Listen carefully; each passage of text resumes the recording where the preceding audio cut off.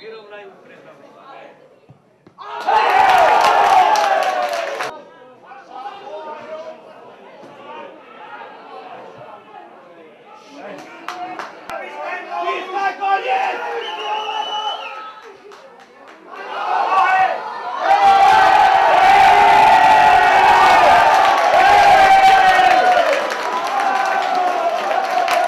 Priebeh zápasu prebiehal v silnom vetre, ktorý prvý polčas sme využili náš prospech, dali sme 3 góly.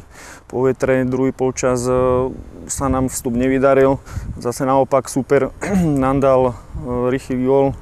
Nejak sa proti vetru sa nám potom nedarilo a bolo to také, no, na Slovan sme sa pripravili veľmi dobre a vedeli sme, že Slovan má dobré mužstvo a chvála Bohu za 3 body. Kopol to popod múr, no, v našom múre sme sa snažili vyskočiť, čo sme si mysleli, že bude obstreľovať nad múr a bohužiaľ trafil to popod múr a trafil to tak nešťastne, že teda do našej brány. 11, neviem, či to bola až taká 11, lebo to bolo ozaj na hranici, ťažko sa dá nad tým polemizovať, ale no, čakal som do poslednej chvíle, vystihol som smer, takže sme radi, že nezvrátili na 3-3 a nakoniec sme ešte v nastavenom čase dali na 4-2 a bolo to dobré.